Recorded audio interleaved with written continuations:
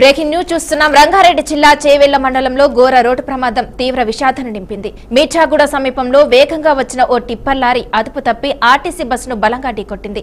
ఈ దుర్ఘటనలో bus, tipper డ్రైవర్తో సహా మొత్తం 21 మంది మృతి చెందారు.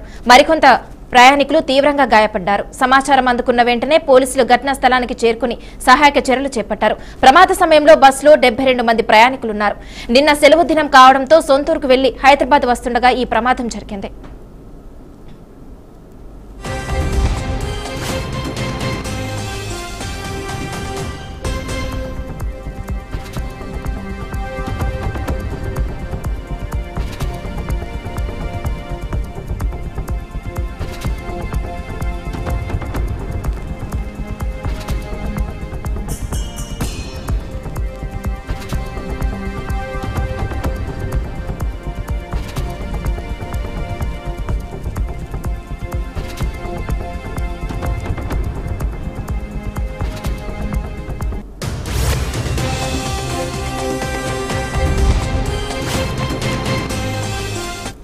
ఈ ఘటనపై మృతుల కుటుంబ సభ్యుల ఫిర్యాదు మేరకు చేవెళ్ల పోలీసులు కేసు నమోదు చేసి దర్యాప్తు ప్రారంభించారు. ప్రమాద ఘటనపై సైబరాబాద్ సిపి మహంతి స్పందించారు. ప్రమాదంలో 2 డ్రైవర్లు మరణించడంతో తప్పు ఎవరిదనేది ఇప్పుడే నిర్ధారించలేమని తెలిపారు. బస్సును ఢీకొట్టిన తర్వాత టిప్పర్లోని కంకర మొత్తం బస్సులోకి పడడంతో మృతుల సంఖ్య ఒక్కసారిగా పెరిగింది.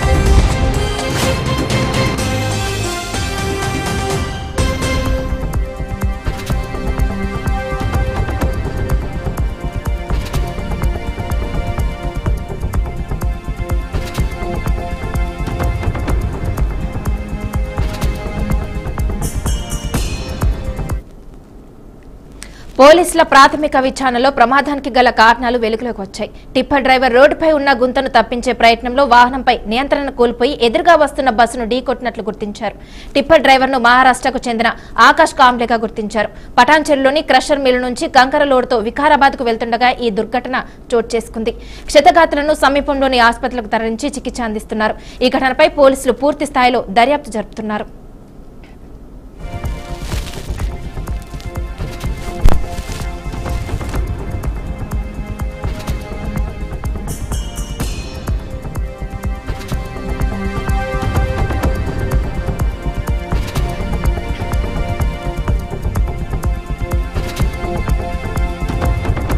రోడ్డు ప్రమాద ఘటనపై విచారణకు ఆదేశించినట్లు మంత్రి పొన్నం ప్రభాకర్ తెలిపారు. మృతుల కుటుంబాలకు 5 లక్షల పరిహారం, క్షతగాత్రులకు 2 లక్షల పరిహారం ప్రకటించినట్లు తెలిపారు.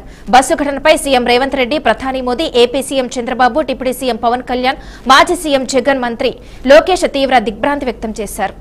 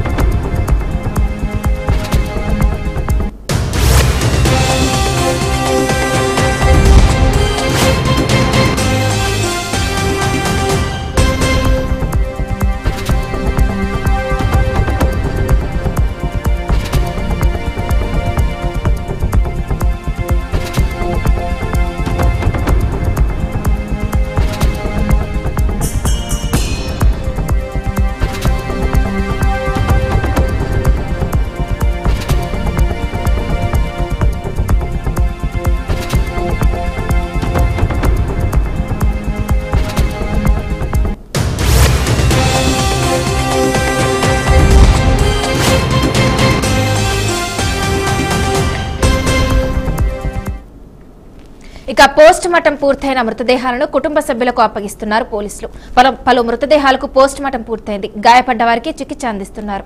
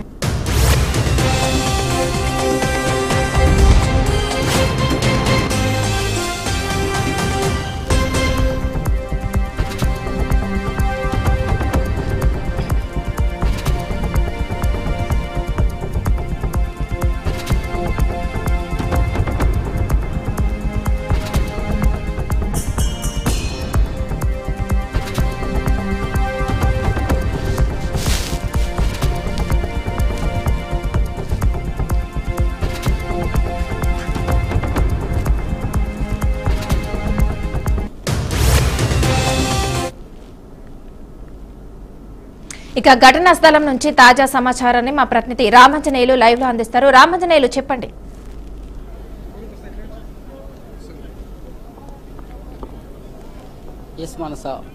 ఈరోజు ఉదయం జరిగిన రోడ్డు ప్రమాద ఘటన అంటే 25 మంది మృతువాత పడ్డారు. ఇంకో 15 మంది అయితే హాస్పిటల్ అయితే చికిత్స కొనసాగుతుంది. ప్రస్తుతం అయితే మనం ఏదైతే ప్రమాదానికి గురైన బస్సు దగ్గర ఉన్నామో ఆ బస్సు ప్రమాద ఘటన అయితే వివరించే ప్రయత్నం కూడా చేద్దాము. ఈ బస్సులో మనం ఏదైతే ఈ బస్సులో అయితే మొత్తం కంకర్తో నిన్న పరిస్థితి చూస్తున్నామో మనం చూడొచ్చు. ఎక్స్క్లూజివ్ విజువల్స్ కూడా చూడొచ్చు. ఇక్కడ అంటే ఉదయాన మన జరిగిన ప్రమాద ఘటన అంటే బస్సుకు సంబంధించిన విజువల్స్ అయితే ఉన్నాయి. అంటే మనం చూడొచ్చు ఇక్కడ ఎక్కడైతే కూర్చున్న ప్రయాణికులు ఉంటారో ఈ మొత్తం పాటుగా 25 మందితో మృతువాత పడినట్లు మనకు తెలుస్తుంది. అంటే ఇక్కడ ఎవరైతే కూర్చున్నా అంటే ఒకసారిగా అంటే హైదరాబాద్ కు అంటే తాండూరు నుంచి హైదరాబాద్ కు వెళ్తున్న బస్సులో మాత్రం అంటే బస్సు వెళ్తుంది తాండూరు నుంచి హైదరాబాద్ కు వెళ్తుంది. దానికి ఆపోజిట్ డైరెక్షన్ లో ఏదైతే ఉంటుందో ట్రక్ అది ఏదైతే టిప్పర్ ఉంటుందో ఆ టిప్పర్ అతివేగంగా డ్రైవర్ నిర్లక్ష్యం వల్ల బస్సును అయితే ఢీకొట్టడం జరిగింది. ఢీకొట్టిన తర్వాత బస్సు పల్టిపడింది. పల్టిపడిన తర్వాత బస్సులోకి ఏదైతే ఈ కంకర అంటే మనం చూడొచ్చు చిన్న గులక రాళ్ళు లాగా ఉన్నాయి. ఈ గులక రాళ్ళు మనం చూడొచ్చు ఎక్స్క్లూజివ్ విజువల్స్. ఈ గులకరాళ్ళు అంటే ఏదైతే ప్రయాణికుల మీద పడడంతో అంటే ఈ బస్సులో ఇంకో ఈ ప్రమాద నేపథ్యంలో చూస్తే మాత్రం బస్సులో 60 నుంచి 70 మంది ప్రయాణికులు ఉన్నట్లు మనకు తెలుస్తుంది. అంటే బస్సు సామర్థ్యాన్ని మించి కూడా బస్సులో ఉన్నట్లు మనకు తెలుస్తుంది. అంటే కనీసం 40 నుంచి 45 మంది మాత్రమే ప్రయాణించాలి. కానీ ఇక్కడ బస్సులో మాత్రము 60 నుంచి 70 మంది ప్రయాణిస్తున్నట్లు మనకు ప్రాథమిక సమాచారం ఉంది. దాన్ని బట్టి చూస్తే అంటే ఈ ప్రమాదం జరిగిన వెంటనే అంటే ఏదైతే టిప్పర్ అతివేగంగా ఢీకొట్టిన తర్వాత ఏదైతే టిప్పర్ లో ఉన్న మట్టి అంటే గులకరాల్లో ఏదైతే బస్సు మొత్తానికి అయితే కప్పి పెట్టాయి. అంటే అక్కడ ఉన్న ప్రయాణికుల మీద అయితే ఉన్నాయో పడడం వల్ల ప్రయాణికులు బయటకు రాలేని పరిస్థితి. అంటే ఆ గులకరాలతోనే తీవ్రతతోనే అక్కడ 25 మంది అయితే మృత్యువాత పడ్డారు. మిగిలిన 15 మంది అయితే హాస్పిటల్ చికిత్స పొందుతున్నారు. వారికి మెరుగైన వైద్య సహాయం కోసం పట్నం మహేందర్ రెడ్డి ఆసుపత్రి సేవలకు సంబంధించిన పట్నం మహేందర్ రెడ్డి ఆసుపత్రి చికిత్స పొందుతారు. అంటే ప్రస్తుతానికైతే మన బీఆర్కే న్యూస్ ఎక్స్క్లూజివ్ విజువల్స్ కూడా చూడొచ్చు. ఇక్కడైతే మనం వివరించే ప్రయత్నం చేద్దాము. ఇక్కడైతే కండక్టర్ ఉందో రాధా అనే కండక్టర్ మాత్రమే ఇక్కడ కూర్చొని ఉంది. ఆమెకు సంబంధించి అయితే ఆమెకు మొహం మీద అంటే మొత్తం అంటే సర్జరీ చేసే అవకాశం మన ఎక్స్క్లూజివ్ విజువల్స్ ఉన్నాయి.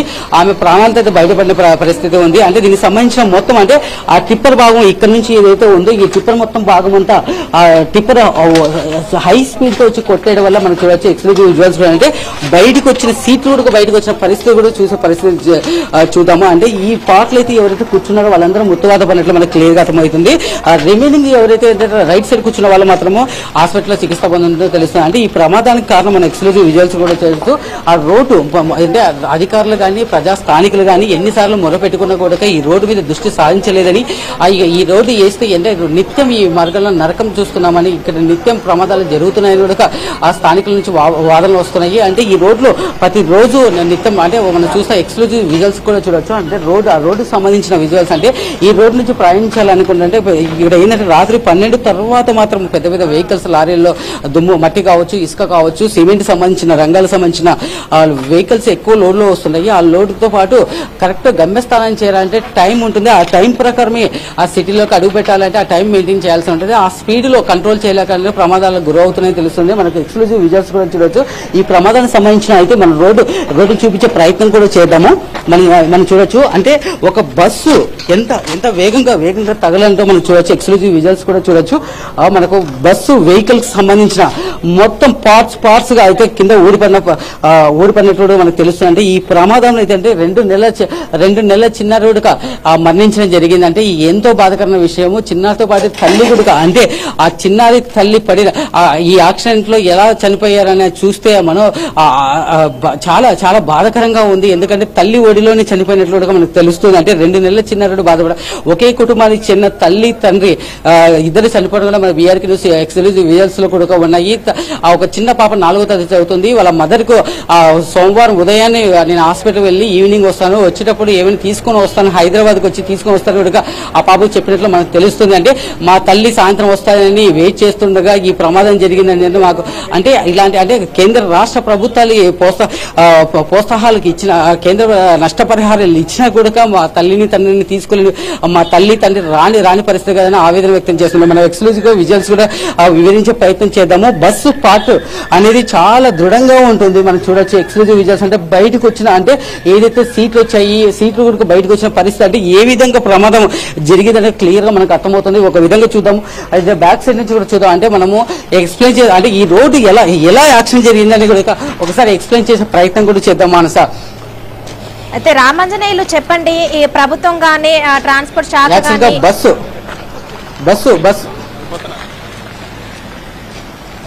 చెప్పండి సార్, ప్రభుత్వం గానీ ట్రాన్స్పోర్ట్ శాఖ గానీ రోడ్డు భద్రతా చర్యలపై ఎలాంటి చర్యలు తీసుకుంటున్నారు?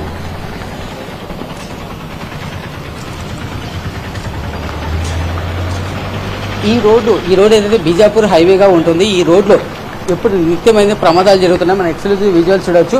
ఒక బస్సు సేమ్ పొజిషన్ లోనే, ఆర్టీసీ బస్సు తాండూరు నుంచి హైదరాబాద్ కు వచ్చి సేమ్ పొజిషన్ లోనే మార్నింగ్ ఉదయాన్నే సేమ్ పొజిషన్ లో హైదరాబాద్ కి ఇలా బస్సు వస్తుంది. దాంట్లో ఆపోజిట్ డైరెక్షన్ లోనే ఏదైతే టిప్పర్ వచ్చి అతి వేగంగా వచ్చిందంటే ఇక్కడ 2 వెహికల్స్ పోవాలి అంటేనే చాలా ఇబ్బందికరంగా ఉంటుంది. ఇది ఒక నేషనల్ హైవేకి సంబంధించిన, బీజాపూర్ సంబంధించిన నేషనల్ హైవే.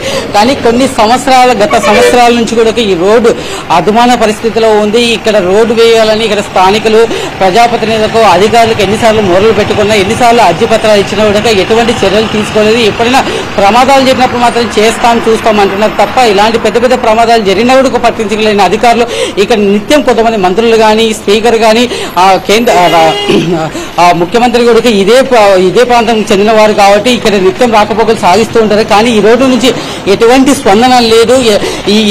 ఈ ప్రమాదానికి కారణం అధికారులే మాత్రం నిర్లక్ష్యమని క్లియర్ అర్థమవుతుంది మానస. అయితే ఈ ప్రమాదానికి సంబంధించి చాలా మంది గాయపడ్డారు. ఇప్పుడు వాళ్ళ పరిస్థితి ఎలా ఉంది?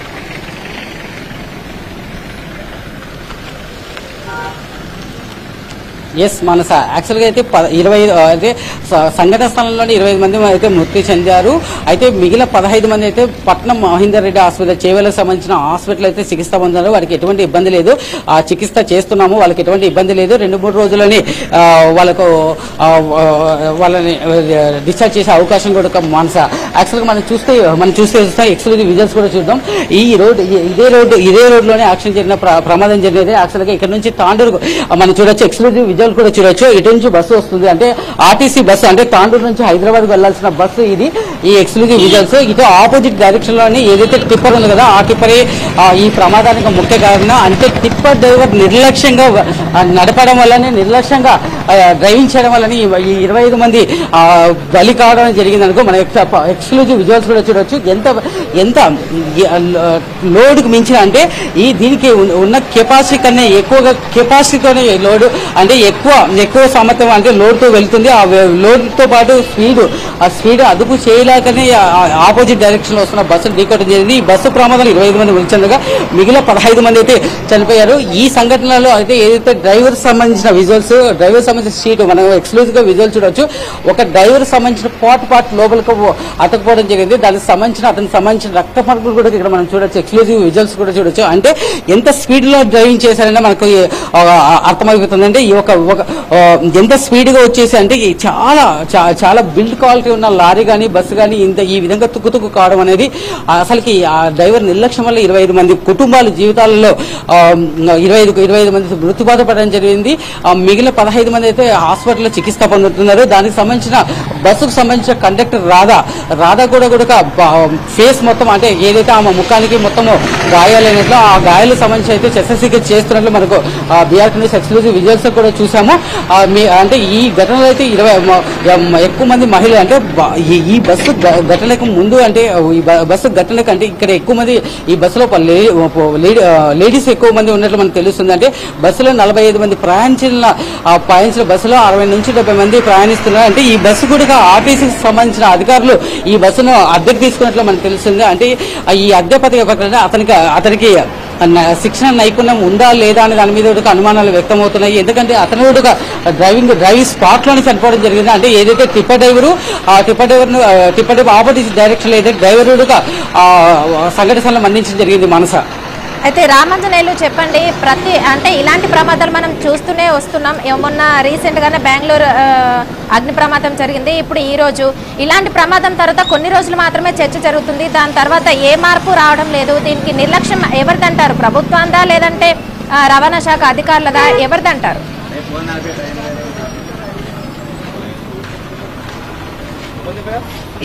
ఎస్ మానస, మనం గత కొన్ని రోజుల కింద కర్నూలు ఘటన మనం చూసాము. ఆ ఘటన మరొక ముందు ఇలాంటి బస్సు యాక్సిడెంట్ అంటే కర్నూలు ఘటనలో 20 మంది సజీవమైన కూడా ఇటువంటి చర్యలు చేసుకోవడం నామమాత్రంగా మాత్రమే రవాణా అధికారులు మాత్రమే 2-3 రోజులు బస్సులు చెక్ చేయడము, మరి తర్వాత చెక్ చేయకపోవడం, అంటే అధికారులంతా అవినీతికి పాల్పడడంతో. ఎందుకంటే ఇక్కడ క్లియర్ గా తెలుస్తుంది ఈ లారీకి ఎటువంటి అనుమతులు లేవు, ఈ కంకర తోలడానికి అనుమతులు లేవు.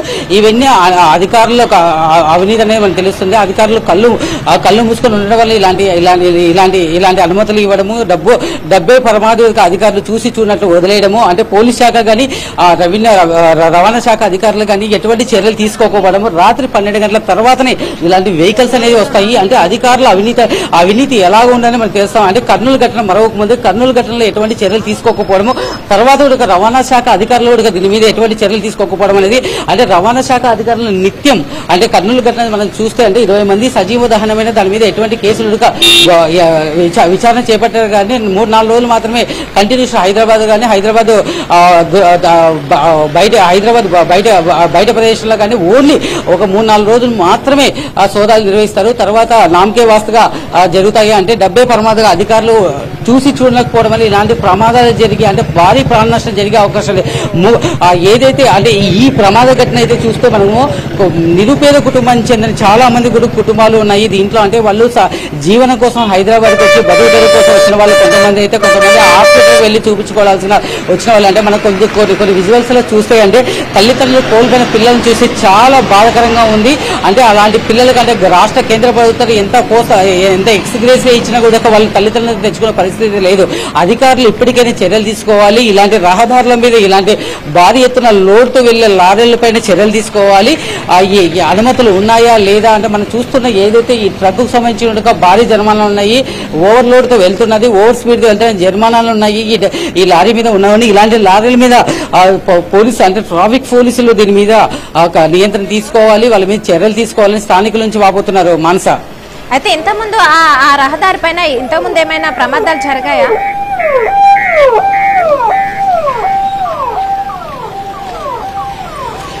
మనస రీసెంట్ గానే ఇలాంటి సంఘటన జరిగింది. అంటే అక్కడ 4 నుంచి 5 మంది అయితే కూరగాయలు అమ్ముకునే, అంటే పొద్దున్న తెల్లవారుజాము నుంచి పొద్దున్న కూరగాయలు అమ్ముకునే ఒక ప్లేస్ లకి ఇలాంటి టిప్పర్ లారీ దూసుకుపోతారు. 4 నుంచి 5 మంది రీసెంట్ గా చనిపోయింది జరిగింది స్థానికుల నుంచి సమాచారము. నిత్యం ఈ రోడ్డు మీద అయితే నిత్యం 2 వీలర్లు అయితే నిత్యం యాక్సిడెంట్లు అవుతానే ఉంటాయి, ఆటోలు యాక్సిడెంట్లు అవుతానే ఉంటాయని స్థానికుల నుంచి అంటున్నారు. అంటే మనం రోడ్డుని ఎక్స్ప్లెయిన్ చేసే పరిస్థితి చేద్దాము.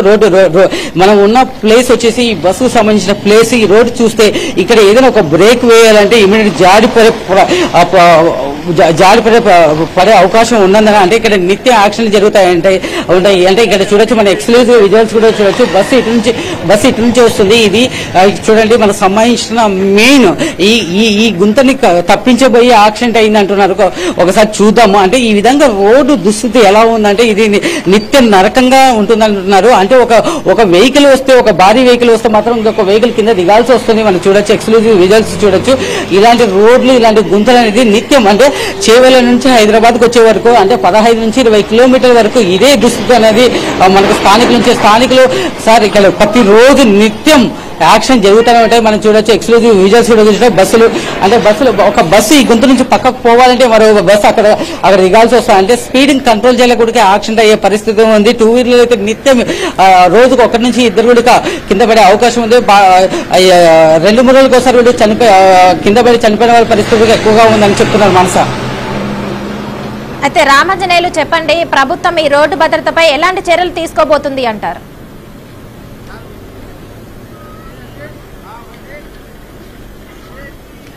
ఈ రోజు జరిగిన సంఘటన బట్టి చూస్తే రవాణా శాఖ అధికారులు అయితే దానికి సంబంధించిన అధికారులు అయితే దర్యాప్తు చేపట్టారు. అంటే ఇక్కడికి వచ్చేసి ఈ రోడ్డు సంబంధించిన అంటే రీసెంట్ గా కోర్టు కూడా తీర్పునిచ్చింది. ఈ రోడ్డు వేసుకోవడానికి అయితే అనుమతించింది. నిన్న శనివారం అయితే కోర్టు నుంచి అనుమతి వచ్చింది. రేపు సోమవారం నుంచి అయితే ఇక్కడ రోడ్డు వేసే పరిస్థితి ఉంది. కానీ ఏదైతే కోర్టు నుంచి ఆదేశం వచ్చింది నెక్స్ట్ రోజు ఇలాంటి సంఘటన జరిగిన చాలా బాధాకరమైన విషయం అని చెప్తున్నారు మనసు. అంటే ఈ రోడ్డు మీద ఇమ్మీడియట్ చర్యలు తీసుకుని ఇమ్మీడియట్ గా ప్రత్యామ్నాయంగా రోడ్లు వేయాలి అని, ఈ రోడ్లలో ఎక్కువ యాక్షన్లు జరుగుతున్నాయని, స్థానికులు ఎక్కడైనా వెళ్ళాలి అన్న అంబులెన్స్ అంటే ఏదైనా జలుబు ఏదైనా రోగాలు కానీ బారిన పడిన కానీ ఏదైనా యాక్సిడెంట్ అయినా కానీ అంబులెన్స్ కూడా రావాలంటే గంటల సమయం వెచ్చించాల్సి వస్తుంది. అంటే గంటల తరబడి ఇక్కడ ఒక చిన్న యాక్సిడెంట్ జరిగితే గంటల తరబడి ట్రాఫిక్ జామ్ అవుతుంది. హైదరాబాద్ కు 50 కిలోమీటర్ల దూరమే జర్నీ చేయాలంటే మినిమం 2 నుంచి 3 గంటలు పట్టే అవకాశం ఉన్నా కూడా దీని మీద వెంటనే చర్యలు తీసుకొని వెంటనే ఈ రోడ్డు మరమ్మతులు చేయాలి. రోడ్లతో పాటు తొందరగానే రోడ్లు వేయాలని స్థానికుల నుంచి విమర్శలు వస్తున్నాయి మనస. అయితే చెప్పండి రామాంజనేయులు, ప్రతి ప్రమాదం తర్వాత కూడా ప్రభుత్వం నుంచి పరిహారం అయితే అందజేస్తున్నారు బాధిత కుటుంబాలకు. అది సరిపోతుంది అంటారా, లేదంటే ఇంకా ఏమైనా మార్పు రావాలి అంటారా?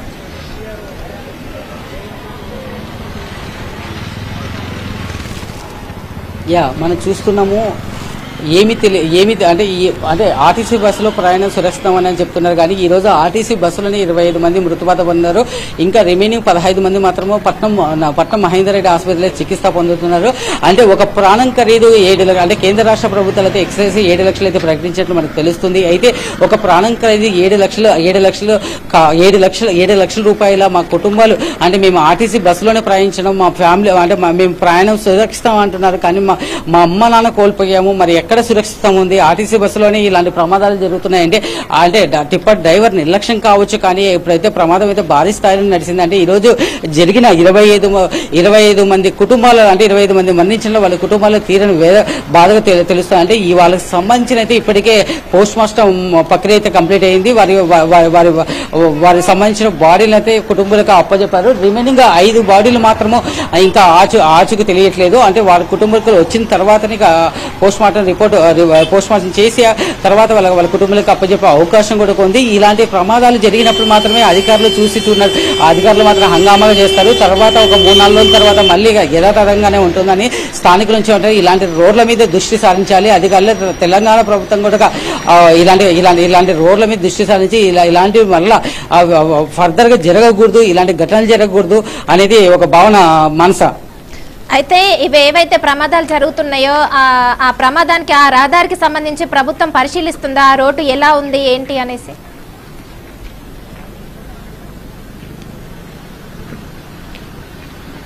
అంటే ఇది దశాబ్ద కాలంగా అయితే ఈ రోడ్డు ఇలానే ఉంది. దీనికి సంబంధించిన కోర్టు కేసు కూడా ఉంది. ఈ మధ్య కాలంలో అంటే నిన్న శనివారం రోజు మాత్రం దీనికి సంబంధించిన కోర్టు తీర్పేసింది. ఆ గ్రీన్ ట్రిబ్యునల్ కోర్టులో అంటే దీనికి ఇక్కడ ఏంటంటే ఇక్కడ ఎక్కువ వరకు చెట్లు ఉంటాయి. అంటే చెట్లు పచ్చదనం సంబంధించిన చెట్లు ఉండడం వల్ల దానికి సంబంధించిన గ్రీన్ ట్రిబ్యునల్ కోర్టులో కేసు నడుస్తున్న వల్ల ఈ రోడ్డు సంబంధించిన పన్నులు ఆగాయి అని మాత్రం అధికారులు అయితే వెల్లడించారు. అయితే ఇక్కడ ఎక్కువగా ప్రమాదాలు జరుగుతున్నాయి, ఎక్కువ వరకు అంటే ఎక్కువ రాకపోకలు జరుగుతున్నాయి. అంటే రోడ్డు సరిపోవడం లేదు, చిన్న యాక్సిడెంట్లు, ఇలాంటి పెద్ద యాక్సిడెంట్లు జరుగుతున్నాయి అనేది స్థానికుల నుంచి విమర్శలు, ధర్నాలు, నిరసన తెలియజేయడంతో కోర్టు నుంచి కూడా స్టే వచ్చింది. అంటే స్టే వచ్చేస్తే నిన్న శనివారం రోజు స్టే వచ్చింది. సోమవారం నుంచి మీరు వర్క్ స్టార్ట్ చేసుకోండి. అది వచ్చిన ఒక మరికొద్ది గంటల్లోనే ఇలాంటి యాక్సిడెంట్ జరిగిందని మనం చూడవచ్చు. అంటే జరిగింది. అంటే దీనిపైన అధికారులు అయితే మొత్తం అధికార వ్యవస్థ కానీ, ఆర్టీసీ అధికారులు కానీ, రవాణా శాఖ అధికారులు కానీ, రవాణా శాఖ మంత్రి కూడా శ్రీధర్ బాబు, పొన్నం ప్రభాకర్ వీళ్ళంతా వచ్చేసి ఈ రోడ్డు సంబంధించిన విషయాలు కూడా గ్రహించేసి అధికారులకి ఆదేశాలు జారీ చేశారు. ఇమీడియట్ గా త్వరితగతిన రోడ్డు నిర్మాణం చేపట్టాలి, ఇలాంటి సంఘటనలు పునరావృతం కాకుండా చూడాలని ఎదురుగా ఆదేశాలు జారీ చేశారు. Manasa. Okay, thank you Ramanjaneyulu.